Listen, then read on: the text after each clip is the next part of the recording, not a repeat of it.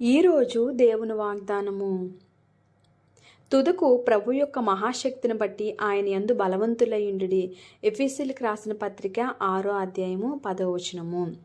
ఈ లోకంలో ఉన్న మనుషులైతే ఆళ్ళకున్న ధనాన్ని బట్టి, ఆళ్ళకున్న డబ్బును బట్టి, ఆళ్ళకున్న పలుకుబడిని బట్టి, ఆళ్ళకున్న చదువును బట్టి, వాళ్ళకున్న జ్ఞానాన్ని బట్టి, లేకపోతే వాళ్ళకున్న చుట్టాలు బంధువులను బట్టి, వాళ్ళకున్న స్థితిగతులను బట్టి వాళ్ళు గొప్పగా బలవంతులుగా ఫీల్ అవుతారండి.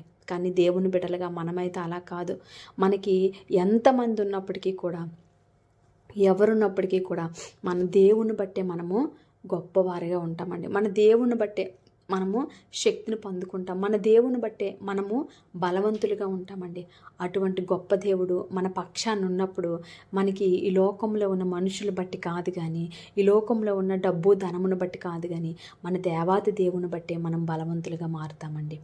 ఈరోజు మనం ఏ పరిస్థితిలో ఉన్నప్పటికీ, ఏ స్థితిలో ఉన్నప్పటికీ, ఏ కృంగిపోయే పరిస్థితిలో ఉన్నప్పటికీ కూడా మనం కృంగిపోయే వారికి కాదు కానీ, మా దేవుడు నా పక్షాన ఉన్నాడు, నా దేవుడు బలవంతుడు, నన్ను ఈ శ్రమల నుండి విడిపించగలడు, నా దేవుడు బలవంతుడు కూడా బలవంతుడు కాబట్టి నేను కూడా బలవంతులమే, మేము కూడా శక్తివంతులమే.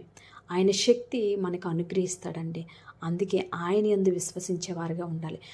లోకంలో ఉన్న మనుషులు బట్టి, లేకపోతే గుర్రములను బట్టి, రౌతులను బట్టి కాదు, నేనైతే యెహోవా యందే ఆనందిస్తున్నాను, యెహోవాను బట్టి అతిశయిస్తున్నాను అని దేవుని వాక్యం ఎలా అయితే సెలవిస్తుంది, మనము కూడా దేవుని యందు నిరీక్షణ గలవారుగా ఉండాలి. కీర్తనల గ్రంథము 105వ అధ్యాయంలో ఇలా రాయబడి ఉంది, యెహోవాని వెతికిడి, ఆయన బలమును వెతుకుడు, ఆయన సన్నిధిని నిత్యము వెతికిడి. ఆయన సన్నిధిని మనం నిత్యము వెతికేవారుగా ఉండాలని దేవుని కొద్ది మాటలు దీవించును గాక. ఆమేన్.